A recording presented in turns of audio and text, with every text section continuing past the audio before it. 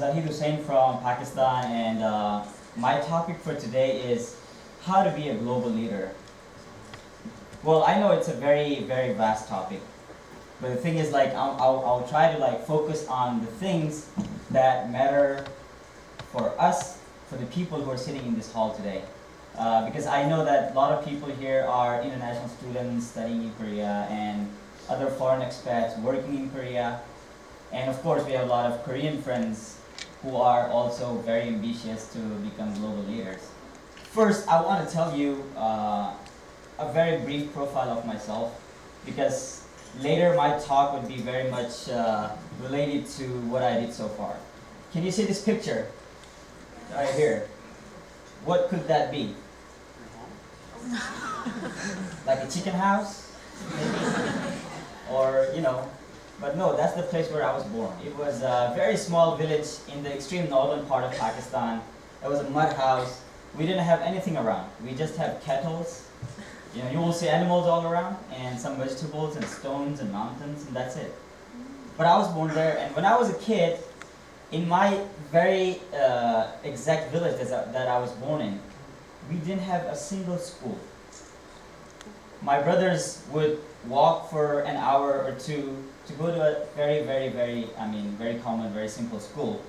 And that's where I started, and I don't know how I managed to be here today, giving you a global leadership talk on TED. It could be inspiring, but at the same time, it was hard. I mean, to come all the way here.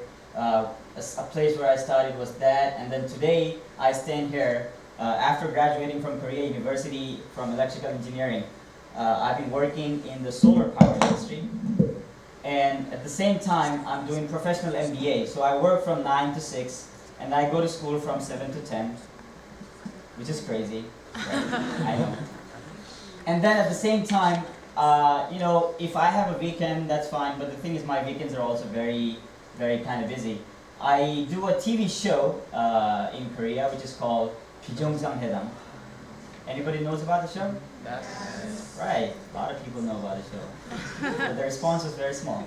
Anyways, I'm doing a TV show which is called TEDxDongdaemun, and I'm representing Pakistan. I'm the first foreigner in Korea to become the brand ambassador, you call it, or a promotion ambassador of Korea National Hockey Association. This is not ice hockey, guys, it's field hockey. Don't go to Canada right away, I mean, it's field hockey. So yeah, I'm trying to like promote Korean field hockey in Korea and all around the world. And that's where I stand. And my talk is going to be not very informative, but it's going to be a little bit inspirational, because that's where I started and that's where I stand today. This way was a long way. I'm not a global leader. Don't expect a lot of global leadership things from me, but the way that I covered so far, it's kind of a long way, and I think I learned a couple of things that I want to share with people, and I would be really happy if you could get inspired of these things, and you know, we could make a better global world together, right? After I got the topic for this show, I want to meet some of the friends and some of the people who know much better than me about leadership and about, you know, like globalization and things. And we had a lot of discussions on these things, and I wanted to get the best points and the most useful things that I wanted to tell you guys. But the things that we were talking were very kind of like general, you know. I mean, for example, some of the things that we were talking about was like, if you want to be a global leader, you should have a curiosity, you know, a lifelong curiosity. Of course, because curiosity takes you to learning, right? It leads you to learning. And to be a global leader, of course, you need a lot of learnings. And that's very true. You cannot avoid that. But that is a very general topic. And then at the same time, if you want to be a global leader, you should be humble, you should be nice, you should be like this and that. And all these kind of things were very general. But there are two things that I want to talk about that I cherish in my life, and I try to like implement them in my life too. Those are the things that might have put me on a spot where people consider me or see me as a young global leader. I'm not saying I'm a global leader, but people consider me global leader, so take it easy, guys. So, the most important thing that I feel a global, not a global leader, a general leader should have is you need to create a visible presence for yourself. I mean, wherever you go, whatever you do, you should have a presence of yourself. You have to prove that you're sitting there. I mean, sitting at the backside and like just listening and then just do things and follow the process and procedures. That might not lead us to a place where you can call yourself a leader. So making a visible presence is very important. How can you do that? That's very important, right? Well, for me, I think for making a visible presence, there are some things. First thing is you have to be prepared for whatever you do. I mean, if you going to a meeting, you're going to a date, whatever. I mean, you're meeting some new people, right? You need to be prepared. What I'm going to do there. Like, for example, you're going to a business meeting, and you don't know what are you going to negotiate on, and you're not prepared for that, you're going to lose that negotiation, for sure. So, to be prepared, I mean, if you're prepared, you got the words in the crowd, then people will see, oh, this guy knows a lot of things. So there's an impression that, oh, people are already taking you as a leader, kind of you're leading the crowd.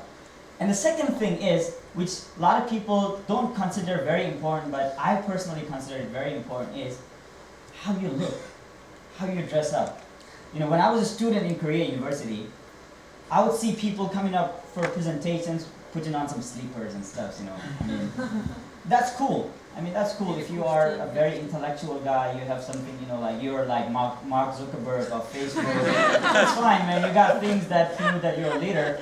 But generally, if you, I mean, putting a good dress and giving a good kind of like look for yourself, an intellectual look if you're going to an intellectual talk, or if you're going to on a date, you should be dressed up in a way that the girl or the guy should be like, oh yeah, I'm meeting someone today. That's how it is. I mean, we see like the first impression is the last impression, right? So giving it a first impression from your looks, and then you're prepared, that's already you're leading the crowd, and you're getting into a position of leadership, right? And then second thing is communication, how you communicate with your audience. That is also very important. I mean, these are very general topics for general leadership. I will take you to another concept that I'm going to talk about, which is the main concept of my talk today, that will make you a global leader. But these are the just leadership concepts that we need to have to become a global leader, right? So communication.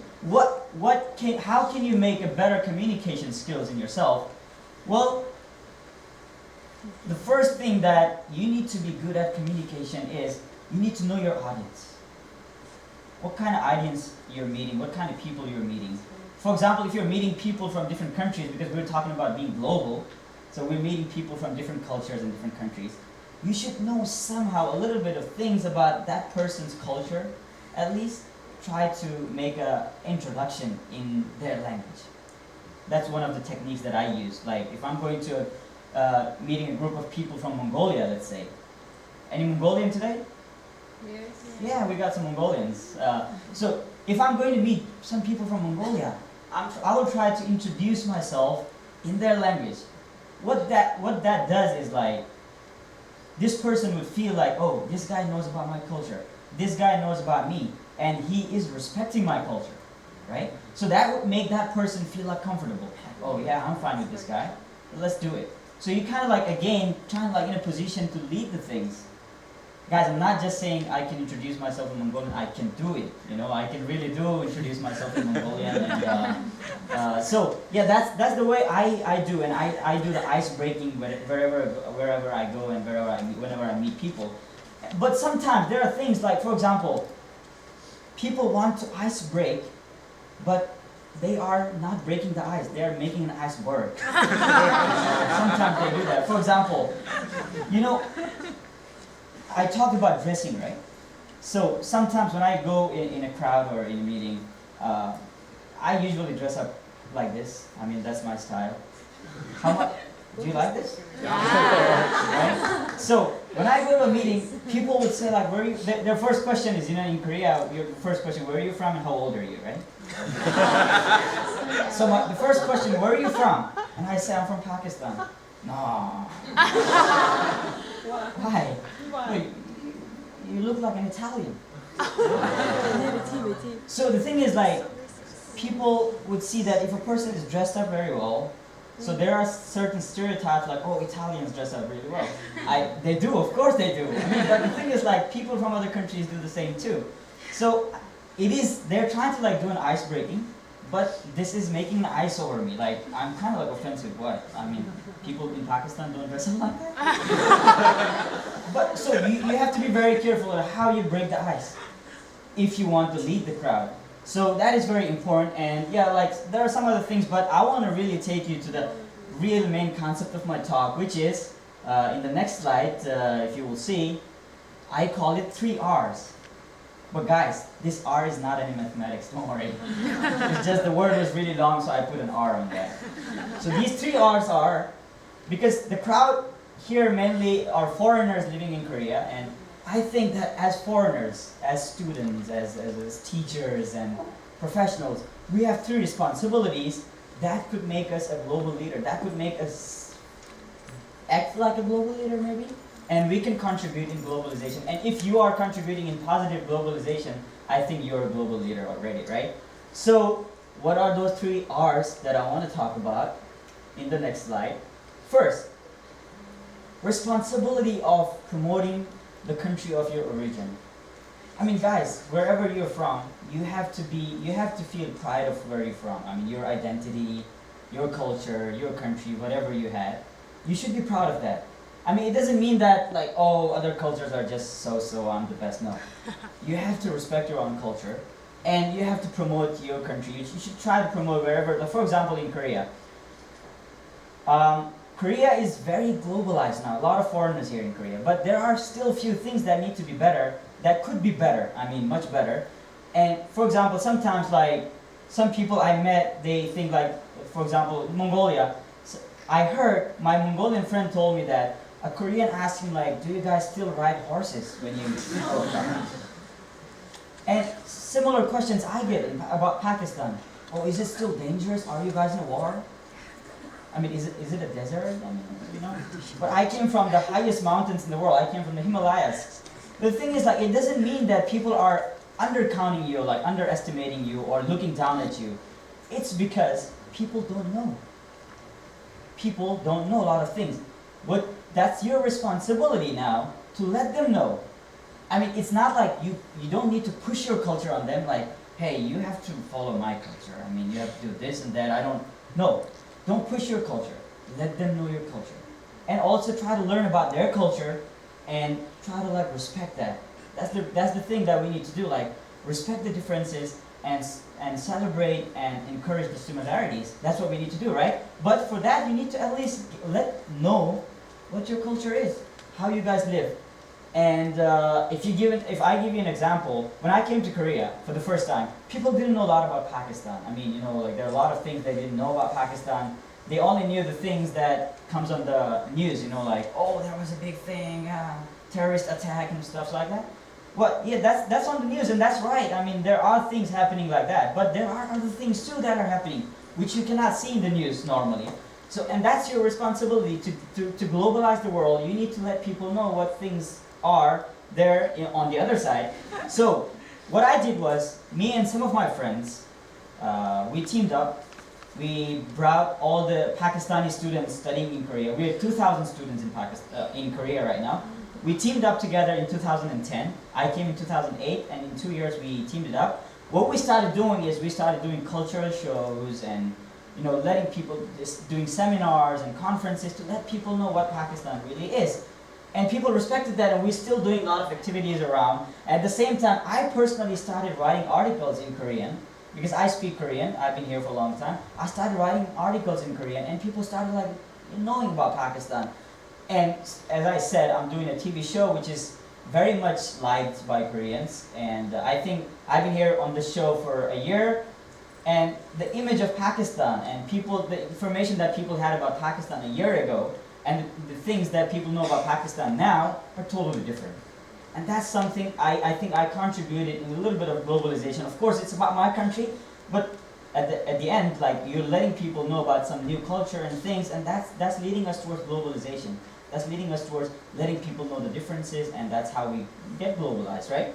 So that's something that we all need to be doing as a global leader.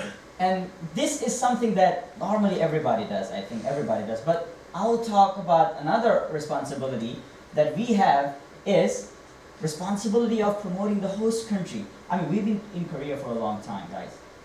Korea is giving us a lot of things. We have to accept it. Be fair enough that, because Korea is our second home, wherever I go in the world, after, of course, I talk about Pakistan too, but at the same time, I feel pride to talk about Korea also, right? I mean, you need to appreciate the good things in Korea, and you need to learn all the good things in Korea, and also, of course, if there's some bad thing in Korea that's happening, at least, I mean, you should try to like get that over. I mean, being a global leader, you need to take risks, you need to come forward, as I said. You have to do that. So, I mean, for example, Korea has a lot of good things. You know, when I was coming to Korea for the first time, people were telling me like, why are you going to a place where there's a war? I mean, people were thinking that I'm going to North Korea, and they didn't know that North Korea and South Korea are two different countries. I mean, totally two different countries, right? But like you see, people didn't know. As I said, Koreans sometimes don't know about your countries. At the same time, your countries don't know about Korea too. And that's again become your responsibility. If you want to become a global leader, you have to play the other way around too. You have to let people know about Korea too. That's what does like bring other countries and our countries closer together, and you know, make us more globalized, right? That's what we need to do. So it is my responsibility to promote Korea, to promote Korean culture, and to do that, you know, I like giving examples from my life because I want to make it very practical. I could say, oh, this leader, Obama did that. I could do that. But the thing is, if I give examples from my life, I mean, we're all same. We're all on the same page. So if I can do, I feel like you guys can do the same too. All right? So what I'm doing is, like, you see, as I said earlier, that I'm the promotional ambassador of Korean Hockey Association. So what I'm trying to do is, you know, Korea has a very good field hockey facilities and system, but a lot of people don't know about it. So what I'm trying to do is, with the association, we're trying to like let people know about field hockey in Korea. There are facilities around, and you can play field hockey. A lot of foreigners were coming to Korea. They didn't know about field hockey, but now a lot of people know. At the same time, after this recent issue of SAD, the tourism was going down in Korea because Chinese were not coming to Korea. So what we did is, like, with the Korea Tourism Organization, we did some events that could bring more tourists from other parts of the world.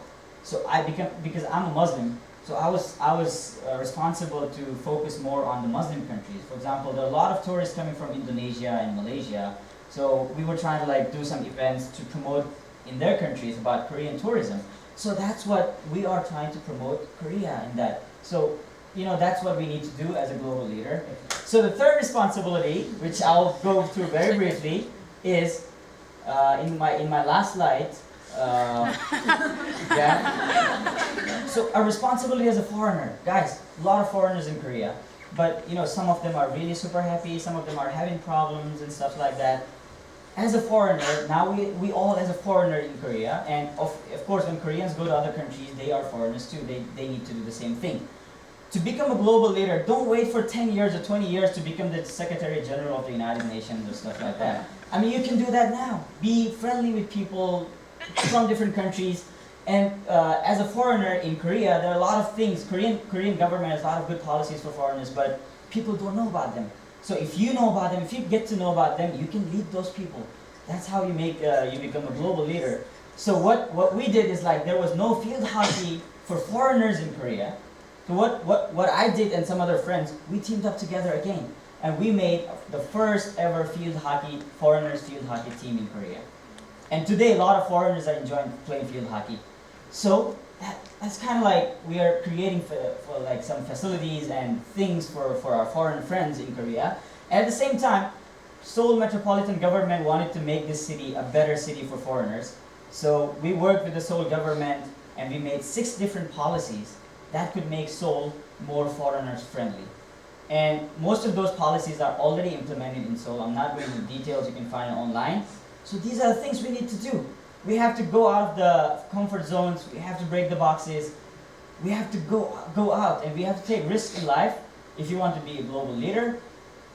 And although it was not very informative, you all know all these kind of things, I'm just trying to tell, we've been doing this and we are getting good responses, and if everybody start doing that, I'm sure people will consider you as global leaders, and I hope you guys would do the same from now on. Thank you very much, and sorry for going